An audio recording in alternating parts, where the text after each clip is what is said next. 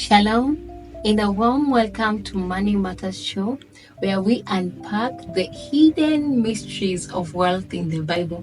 Well, today in episode 6 of Money Matters Show, we are unpackaging, we are decoding, we are unraveling the wealth mystery hidden in Genesis chapter 1 and 2 in the story of creation. So stay with me. I'm your host, Mohegi Komboka. On today's episode 6 of Money Matters Show, I'm going to show you the divine blueprint for creation that mirrors sound principles of wealth, such as vision, order, dominion, rest, and many more. Let's unravel number 1 principle. In Genesis chapter 1, verse 3 to 5, we see God saying, "Let there be light," and there was light. God saw that the light was good, and He separated the light from darkness. This was day 1. This is to tell you, or it's likened to vision and clarity. Okay? Before anything was created, God established lights, a foundational element. Okay? A foundational element. This signifies the importance of vision and clarity in our financial lives. What are we trying to achieve as believers? Okay? As believers, what are our long-term financial goals? That is the light. What are the potential pitfalls or financial dangers we need to avoid to represent darkness? Okay? So, as a believer, I encourage you to define your financial vision. Like if you want to be debt-free, retirement, maybe home ownership, maybe charitable giving, this will give your financial management vision and clarity. I want us to look at on what God created in day 2 and what kind of principle is coming out. So we are going to look at Genesis chapter 1, verse 6 to 8. And God said, "Let there be vault between the waters to separate water from water." So God made the vaults and separated the water under the vault from the water above. Okay? God separated the waters, creating a distinct domain, creating boundaries, putting in structures, putting in orders, okay? This can be translated that we need to separate our income into different buckets and categories, okay? So as a believer, create a clear budget category for your income: fixed expense, variable expenses, savings, debt repayment, and investment. This allows you to see where your money is going and allocating it intentionally. Create that structure, put in that order as God did in day 2. Day 3, let's unravel what the key principle we are seeing. So we are going to look at this in Genesis chapter 1, verse 9 to 13. And God said, "Let the water under the sky be gathered to one place, and let dry ground appear." Then God said, "Let the land produce vegetation, seed-bearing plants, and seed on the land that bear fruit with seed in it, according to their various kinds." Okay? So here we are seeing that God established dry ground, a stable foundation, okay? And then created vegetation that could sustain itself and reproduce through seeds, okay? This highlights, number 1, as a believer, you should be able to establish a strong financial foundation, okay? This includes emergency funds, okay? Managing essential expenses and eliminating high interest debt, okay?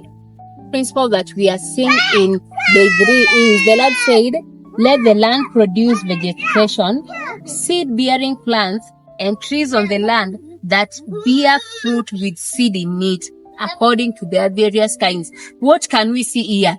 Investing for growth and future sustenance seed, okay? I remember I told you, I think in episode 4, that in every seed, in every capital the Lord gives you there's always your bread and there's always your investment, okay? So it's upon you as a believer to differentiate the seed and the bread, okay? So what do we learn?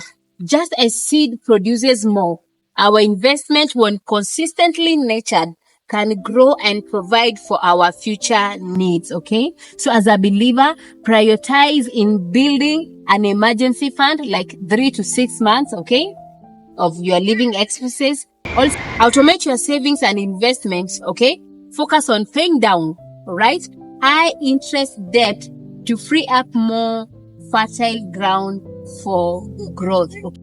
Principle, we are going to check it out from Genesis chapter 1, verse 14 to 19. And God said, let there be light in the vault of the sky to separate the day from night, and let them serve as signs to mark sacred times and days and years, and let them give light on the earth. Here, the one principle we are seeing here is that God has introduced time and season. Okay, time and season, critical to understanding opportunities. Okay, so as a believer, you must design your season.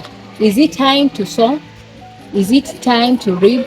Is it time to rest or to rebuild? Okay, don't compare your season to someone else's harvest. Okay, and that's why, as you can check out this segment, the first thing as a believer you should have is vision. All right, structure or order. Okay, the third one was foundation and seed. Now you have your seed. The fourth one you ought to know is seasons. Should I invest? Is it my time to reap? Is it my time to sow? So as a believer, you ought to understand all these principles. In Genesis chapter 1, 20 to 23 is where we are finding the fifth principle according to day 5 of God's creation. Okay? And God said, let the water teem with living creatures, and let the birds fly above the earth across the vault of the sky. So God created the creatures of the sea and every living thing with which the water teems and that moves about in it, according to their kind, and every winged bird according to its kind. And God saw that it was good. God blessed them and said, be fruitful and increase in number, and fill the earth in the seas, and let the birds increase on the earth. God commanded the creatures to be fruitful and multiply. Which principle are we seeing here? The principle of abundance and multiplication. That is what we are seeing in day 5. Okay, this speaks to the power of, number 1, compounding. All right, since we are tackling the mysteries of wealth. All right, compounding. The fruitfulness here means consistent savings and intelligent investment over time. All right, another key thing that we are seeing, generating multiple income streams like diverse creatures in the water and air. All right, and even on earth. So explore ways to diversify your income. Also, understand and harness the power of compound interest. Explore side hustles or passive income opportunities to increase your financial flow. So the key principle we have seen here is abundance and multiplication. After another key principle that we are seeing in day 6 is the principle of dominion and stewardship. And where are we getting it from? We are getting it from Genesis chapter 1, verse 24 to 31. Okay? And then God said, let us make mankind in our image to rule over the fish of the sea, the birds of the air, and over every living creature that moves on the ground.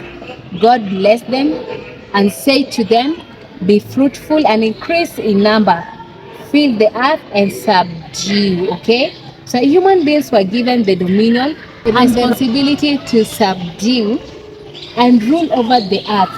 This is the powerful metaphor that we are seeing. How can you apply it in your wealth? All right, how can you apply it? So actively manage your money rather than letting it control you. All right, another key thing that we are seeing is that the Lord said, let them rule over the birds of the air, the creatures of the water, and on earth.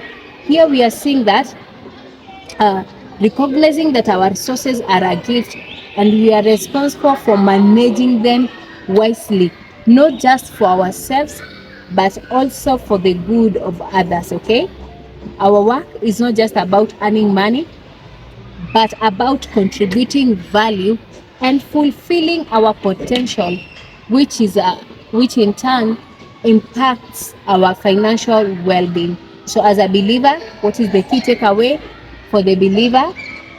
Take personal responsibility for your financial decision, practice generosity, and consider how your wealth can serve a greater purpose, and align your work with your values. Align your work with your values. Another key thing that I want we look at is that God give man dominion, not dependence, right?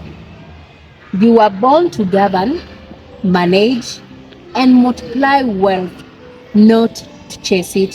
So, key takeaway: wealth answers to wise stewardship. That's why the Lord put us in charge of it, not just hustle. All right, master what you have been given, master what you have been given, and more will flow to you. The day the Lord rested. That was the Sabbath day. He blessed it and he made it holy. That's what we saw, or we are seeing in Genesis chapter 2, verse 2. What is the key principle takeaway that we are taking from this verse? That rest is faith in action. God rested not out of fatigue, but completion. You are not wealthy if you can't rest. Sabbath isn't laziness. It is trusting that God sustains what you have built with Him. The order of creation wasn't random. It was a divine strategy for creation, multiplication, and dominion. Wealth is not a mystery to be solved, but a pattern to be followed. Remember, this is Money Matter Show, and I've been your host, Moegi Komboka. Keep it here. You can like, you can comment, and don't forget to subscribe and share with your friend. See you next time.